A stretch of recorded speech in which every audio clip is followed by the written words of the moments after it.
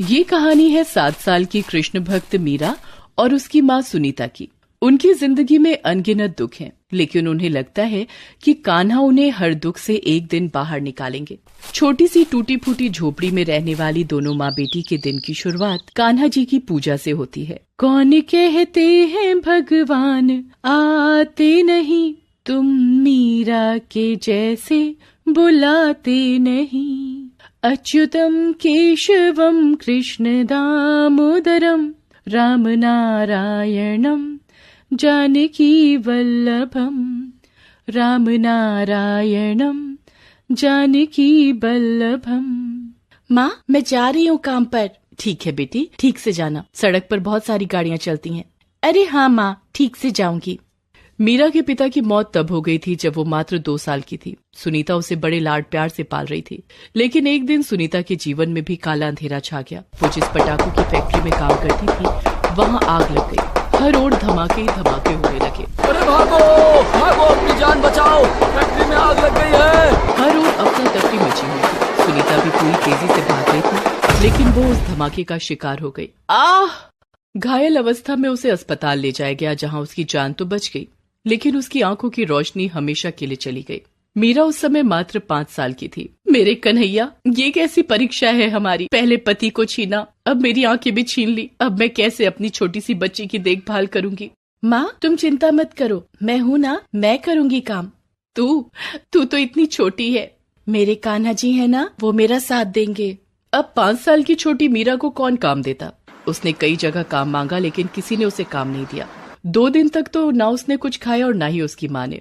तीसरे दिन तो भूख के मारे उसके पेट में जोरों का दर्द हो रहा था। वो अपने कान्हा को याद कर रही थी और उनसे कह रही थी, कान्हा, आप तो सब जानते हैं ना, फिर मेरी मदद क्यों नहीं करते। आपको पता है ना, माँ भी भूखी है और मैं भी। मैं लोगों से काम मांगने जाती हूँ तो कोई मुझे काम देता ही नहीं। कान्हा, अगर कोई मुझे काम नहीं देगा तो फिर घर में रोटी कैसे आएगी। ये कहकर वो सड़क के किनारे बैठकर रोने लगी। तभी उसकी नजर अपनी ही उम्र के एक बच्चे पर गई जो कूड़ा बिन रहा था। वो उसके पास गई और उससे पूछा, भाई, तुम इन कूड़ों का क्या करते हो। मैं इसे एक बड़े कबाड़ वाले को देता हूँ, वो इसके बदले मुझे पैसे देता है। कूड़े के पैसे? अरे कूड़े के नहीं, इन बोतलों के, इन टूटी फूटी चीजों के। मीरा ने भी कूड़ा बिनना शुरू कर दिया, और जब वो कूड़ा बिन रही थी उस समय उसकी नजर कुछ रोटियों पर गई जो कूड़े में फेंकी हुई थी। उसने एक रोटी माँ के लिए रख ली और दूसरी वहीं पर खाने लगी। कितनी स्वादिष्ट रोटी है। उस दिन से मीरा ने कूड़ा बिनने का काम शुरू कर दिया और छोटी सी उम्र में घर की जिम्मेदारी संभाल ली। अब तो पूरे 2 साल हो गए उसे ये काम करते हुए। कभी उसे मन लायक पैसे मिलते हैं तो कभी नहीं। आज भी कभी दोनों माँ बेटी भूखे रहते हैं तो कभी एक समय का खाना ही उन्हें नसीब होता है।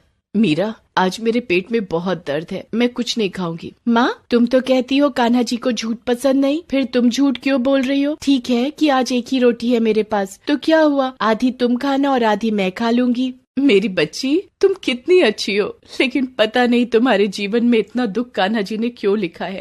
इन दिनों बारिश का मौसम शुरू हो गया था। रह रह कर झमाझम बारिश हो रही। पिछले 2 दिनों से मीरा को जरूरत लायक कूड़ा भी नहीं मिल रहा था, तो उसके पास बिल्कुल भी पैसे नहीं थे। कुछ दिनों बाद जन्माष्टमी आने वाली थी और आज जब बारिश कम हुई और मीरा घर से कूड़ा बिनने निकली तो उसके दिमाग में कई सारे प्रश्न चल रहे थे। कान्हा, आपका जन्मदिन आने वाला है, लेकिन देखिए ना, मेरे पास इतने पैसे भी नहीं है कि मैं आपके लिए वस्त्र खरीद सकूं, एक लड्डू का भोग आपको लगा सकूं। कान्हा जी, बिना भोग के मेरी पूजा स्वीकार करेंगे ना आप। वो यही सब सोचते हुए रास्ते में जा रही थी, तभी जोरों की बारिश एक बार फिर से शुरू हो गई। वो एक पेड़ के नीचे जाकर छिप गई और बारिश के बंद होने का इंतजार करने लगी, लेकिन बारिश तो बंद होने का नाम ही नहीं ले रही थी। लगातार बारिश होने के कारण आसपास थोड़ा पानी भी भर गया था। ये बारिश तो बंद ही नहीं हो रही है, आज भी लगता है कोई कमाई नहीं होगी। वो ये सोच रही थी, तभी उसे एक गाय के रंभाने की जोर जोर से आवाज आने लगी। उसने देखा कि एक गाय पानी के वेग के कारण बही चली जा रही है और वो जोर जोर से रंभा रही है। हे भगवान, मुझे इस गाय की मदद करनी होगी। पानी के बहाव से बहती हुई वो गाय आगे बढ़ी जा रही थी। मीरा उसके पीछे पीछे पानी में जाने लगी, लेकिन गाय और उसकी दूरी बहुत अधिक थी। फिर भी वो पूरी हिम्मत से आगे बढ़ी जा रही थी। हे कन्हैया, मेरी मदद करो, मेरी मदद करो। मीरा उस गाय तक पहुंचने ही वाली थी कि वो एक बड़े से नाले में जा गिरी। हालांकि बारिश अब रुक गई थी। गाय बुरी तरह घायल हो गई थी। उसकी स्थिति देखकर मीरा के हाथ पांव फूल गए। वो लोगों से मदद की गुहार लगाने लगी। भैया भैया वो देखिए, वो गाय उस नाले में गिर गई है, उसे निकालने में मेरी मदद करिए ना। लेकिन किसी ने मीरा की बातों पर ध्यान नहीं दिया। इस बीच वो गाय मीरा की ओर देखकर बार बार रंभा रही थी। ऐसा लग रहा था कि जैसे वो उससे मदद मांग रही हो। मीरा को कुछ सूझ नहीं रहा था कि वो क्या करे। फिर अचानक उसकी नजर कुछ दूरी पर स्थित पेड़ पर रस्सी के सहारे लटके झूले पर गई। वो भागकर वो रस्सी खोल कर ले आई। ये रस्सी तो खुल गई। अब मुझे उस नाले में उतरना होगा, फिर गाय को रस्सी से बांधना होगा और फिर से ऊपर जाकर गाय को खींचना होगा। उसने ऐसा ही किया। गाय के शरीर से रस्सी को बांधा और फिर वो ऊपर गई और रस्सी के दूसरे सिरे से गाय को खींचने लगी। लेकिन वो बेचारी छोटी सी बच्ची गाय को कैसे खींच पाती, लेकिन उसने कोशिश नहीं छोड़ी। कान्हा मुझे शक्ति दो जो मैं गौ माता की जान बचा सकूं। मीरा रस्सी को खींचने की बहुत कोशिश कर रही थी। रस्सी की रगड़ से उसके हाथ से खून निकल रहा था, लेकिन वो फिर भी खींचे चली जा रही थी। तभी उसे महसूस हुआ कि 2 हाथ उसकी ओर बढ़े हैं और वो भी रस्सी के सहारे गाय को खींचने में उसकी मदद कर रहे हैं। मीरा ने जब उसकी तरफ देखा तो उसने देखा कि वो एक बांसुरी बेचने वाला था जो उधर से गुजर रहा था और वही उसकी मदद कर रहा था। चिंता मत कर, हम मिलकर निकाल देंगे गौ माता को। थोड़े प्रयास से गौमाता बाहर निकल आई। हालांकि उसके शरीर पर चोट के निशान थे। मीरा ने अपनी फटी फ्रॉक से थोड़ा टुकड़ा फाड़ा और गौमाता के घाव पर लगाने लगी। तभी उस बांसुरी वाले ने कहा, तू धन्य है मीरा, तू धन्य है। ये कहकर उस बांसुरी बेचने वाले ने मीरा को गले से लगा लिया और गले से लगाते ही उस बांसुरी बेचने वाले का रूप बदलकर भगवान कृष्ण का हो गया। अपने सामने स्वयं भगवान को देखकर मीरा की आंखें फटी की फटी रह गईं। कान्हा आप? हाँ मीरा, हम तू धन्य है मेरी बच्ची। तूने गौ माता को बचाने के लिए अपनी जान की परवाह नहीं की। तेरा परिवार दुख में रहता है, भूखे रहता है, फिर भी मेरा स्मरण करता है। अरे भक्तों के इसी भाव के तो भूखे होते हैं भगवान। लोग आज जन्माष्टमी की तैयारी कर रहे हैं, लेकिन सड़क पर मेरी मैया को छोड़ रहे हैं। ये कैसा जन्माष्टमी है? सड़क पर लोग भूखे हैं तो हम कैसे प्रसन्न रह सकते हैं? नर में नारायण है, ये तो मैंने कहा, लोगों ने सुना, लेकिन बहुत कम लोग इसे मानते हैं। मेरी बेटी, तू मेरी सच्ची भक्त है। मैं तुझसे बहुत प्रसन्न हूँ। बोल, तुझे क्या चाहिए? भगवान, बस आपकी कृपा चाहिए। अरे तू भूखी है, पहले रोटी मांगती ना। आप सामने हैं तो भूख कहाँ भगवान। मीरा, मेरी कृपा तुझ पर हमेशा बनी रहेगी, हमेशा, जब तक ये धरती रहेगी। तूने जन्माष्टमी पर मुझे सबसे बड़ा उपहार दिया है। उसके बाद भगवान कृष्ण वहाँ से अंतर्धान हो गए। मीरा अपने घर पहुंची और जब वो घर पहुंची तो उसका सामना कई सारे आश्चर्यों से हुआ। उसके घर पर बहुत सारा अनाज रखा हुआ था और घर भी पक्का हो गया था। साथ ही एक और सबसे बड़ी आश्चर्यजनक घटना भी घटी थी। क्या कहा माँ? तुम्हें फिर से दिखाई देने लगा? फिर से? हाँ बेटा, मैं फिर से देख सकती हूँ तुम्हें, इस घर को और मेरे कान्हा जी को। वे अभी बातें कर ही रहे थे कि उनके घर के बाहर गाय के रंभाने की आवाज आई। दोनों बाहर गए तो मीरा ने देखा कि उसके दरवाजे पर वही गाय खड़ी है जिसकी जान उसने बचाई है। वो गाय बार बार अपना सिर हिलाकर उसका शुक्रिया कह रही थी। मीरा ने भागकर गाय को गले से लगा लिया। मेरी गौ माता। वो गाय अब उनके साथ ही रहने लगी। मीरा ने गाय के दूध का कारोबार शुरू किया। भगवान कृष्ण की कृपा से उनकी किस्मत ने साथ दिया और धीरे धीरे कर उसके पास 100 गाय हो गई। आज मीरा दूध की एक बहुत बड़ी डेयरी की मालकिन है और उस डेयरी का नाम है राधे कृष्णा डेयरी। भगवान कृष्ण ने मीरा के सारे दुखों को हर लिया था और उसकी जिंदगी में भर दी थी खुशियां ही खुशियां। पवन और नेहा की शादी को काफी वक्त बीत गया था, पर उनकी कोई औलाद नहीं थी। वो इस बात से बहुत दुखी रहते थे और नेहा की सास भी उसको ताने देने लगी थी। 2 साल हो गए तेरी शादी को, पर तूने अभी तक मुझे पोता पोती की शक्ल नहीं दिखाई। पास में जो अनीता रहती है उसकी शादी तेरे साथ हुई थी और अब उसकी 2 औलादें हो चुकी हैं, वो भी लड़के, और तूने तो एक चिड़िया भी पैदा नहीं की। माँ जी, चाहती तो मैं भी हूँ माँ बनना, पर क्या करूँ, मेरी किस्मत में औलाद लिखी ही नहीं है। मुझे अगर पहले पता होता कि तू माँ नहीं बन सकती तो मैं अपने बेटे की शादी तुझसे कभी न कराती। आप ऐसा क्यों कह रही हो माँ जी? शीला इसी तरह से नेहा को ताने दिया करती थी। कुछ समय व्यतीत हो गया। पवन की पोस्टिंग शहर में हो गई। पवन और नेहा शहर के एक फ्लैट में रहने लगे। वहाँ पर नेहा का मन नहीं लगता। वो औलाद के लिए वहाँ पर भी तरसती रहती थी। फिर एक दिन अचानक उसको पता चलता है कि वो माँ बनने वाली है।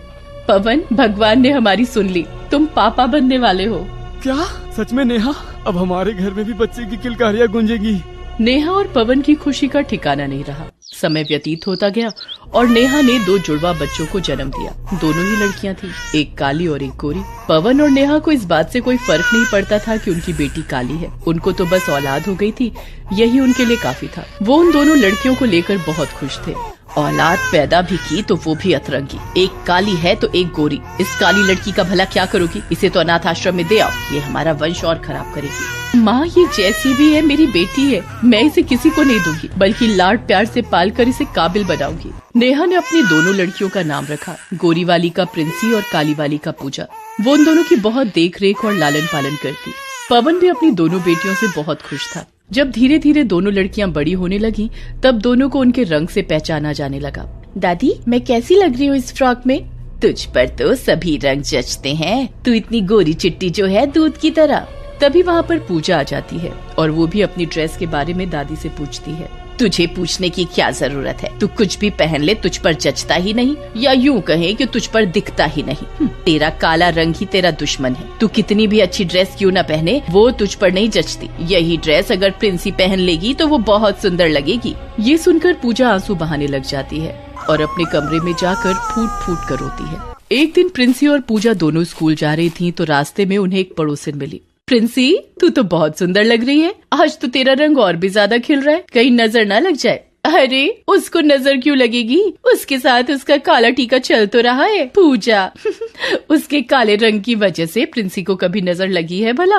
बात तो तुम सही कहती हो। पूजा का रंग इतना काला है कि उसको प्रिंसी को भी कभी नजर नहीं लग सकती। ये बातें सुनकर पूजा का दिल बहुत ज्यादा दुखता है। वो रोती रोती स्कूल पहुंचती है।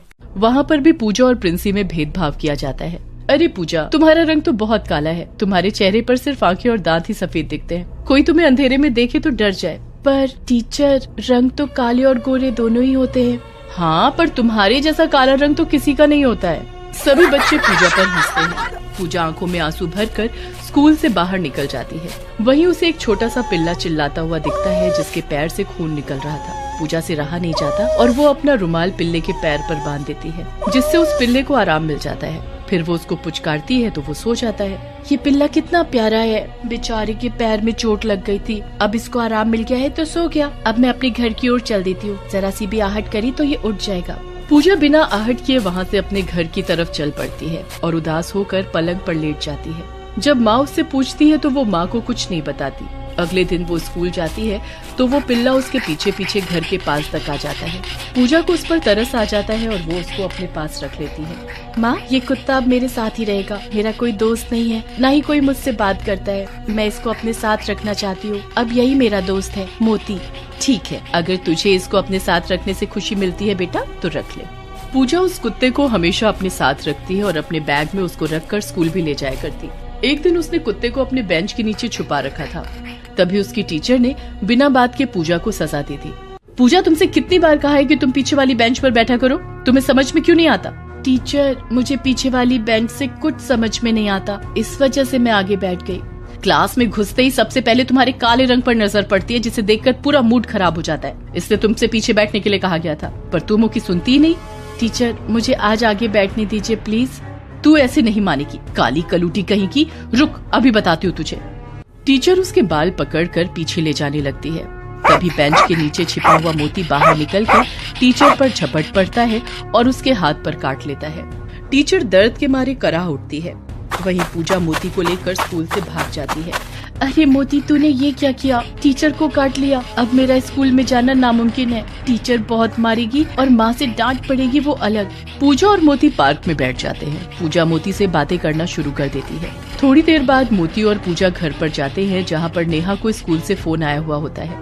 पूजा की सारी हरकतें उसकी टीचर नेहा को बता देती है। नेहा बहुत गुस्से में होती है और उससे कहती है, पूजा, ये तुमने क्या किया? टीचर को मोती से कटवा दिया। ये कौन सा तरीका है तुम्हारा टीचर से बात करने का? कोई भला कुत्ते को लेकर स्कूल में जाता है? तुमने तो हद ही कर दी। अब तुम्हारी और कोई गलती बर्दाश्त नहीं की जाएगी। चलो, अब मैं तुम्हें स्टोर रूम में बंद कर देती हूँ। रात भर वहाँ रहोगी तो अकल ठिकाने आ जाएगी। पर माँ, वो मुझे बिना बात के पनिश कर रही थी। नेहा पूजा को स्टोर रूम में बंद कर देती है। पूजा बहुत मिन्नतें करती है पर नेहा उसकी बात नहीं मानती, क्योंकि नेहा को बहुत गुस्सा आ रहा होता है। पूजा रोती हुई स्टोर रूम के सामानों को देख रही होती है। तभी उसको एक दर्पण नजर आता है। अरे ये कैसा दर्पण है? ये तो पुराने समय का दर्पण लग रहा है, जैसे राजा महाराजा के समय में हुआ करता था। पूजा उस दर्पण के सामने खड़े होकर अपने आप को निहार रही होती है। तभी एक तेज रोशनी उसके ऊपर पड़ती है और वो उस दर्पण में चली जाती है। कुछ समय बाद जब वो उस दर्पण से बाहर निकलती है तो वो एक गोरी चिट्टी लड़की बन गई होती है। क्या ये मैं ही हूँ? इतनी गोरी, इतनी सुंदर, ये कैसे हो गया? पूजा, मैं एक जादुई दर्पण हूँ। मैंने तुम्हें सुंदर और गोरी बना दिया है, परंतु रात के समय तुम अपने असली रूप में आ जाया करोगी और दिन में इस रूप में रहा करोगी। पूजा अपने इस रूप को देखकर बहुत खुश होती है। कुछ समय बाद जब नेहा स्टोर रूम से पूजा को निकालती है तो वो दंग रह जाती है। पूजा, तुम इतनी सुंदर कैसे हो गई? मैंने तुम्हें कमरे में बंद किया था और तुमने तो इस अंधेरे में अपना कालापन छोड़कर एक सुंदर रूप ले लिया। हाँ माँ, अब मुझे कोई भी काली कलूटी नहीं कहेगा। सब उसके सुंदर रूप को देखकर दंग रह जाते हैं और जो लोग उसको पसंद नहीं करते थे अब उससे दोस्ती करने लग जाते हैं। एक रात को जब सब सोए हुए होते हैं तो पूजा अपने असली रूप में होती है। तभी घर में आग लग जाती है। पूजा अपनी जान पर खेलकर प्रिंसी को बचा लेती है और खुद घायल हो जाती है। पूजा, मेरी बहन, तुमने मेरे लिए खुद को आग के हवाले कर दिया, जबकि तुम चाहती तो तुम खुद ही बच सकती थी। तुम तो गोरी थी, ये दोबारा से तुम ऐसी कैसे हो गई? प्रिंसी, ये सब उस जादुई आईने की वजह से हुआ था। उसकी वजह से मैं दिन में सुंदर बन जाती थी और रात में फिर मैं अपने रूप में आ जाती थी। तुम्हें आग से उस आईने को बचाना चाहिए था, मुझे नहीं। मैं जानती हूँ कि ये कुरूप होना कितना असहनीय होता है और ये सब मैं तुम्हें सहन करते हुए नहीं देख सकती थी। मैं जैसी हूँ ठीक हूँ, पर मैं तुम्हें कुछ नहीं होने देना चाहती थी। तुमने मेरे लिए अपना वो आईना भी गवा दिया जिसकी वजह से तुम सुंदर दिखती थी। मेरी नजर में तुम सबसे सुंदर लड़की हो। आज के बाद मैं तुम पर कोई भी आंच नहीं आने दूंगी मेरी बहन। ये सुनकर दोनों बहनें एक दूसरे को गले लगा लेती हैं। अब प्रिंसी किसी को भी पूजा को काली कलूटी नहीं कहने देती और उसकी ढाल बनकर खड़ी रहती है।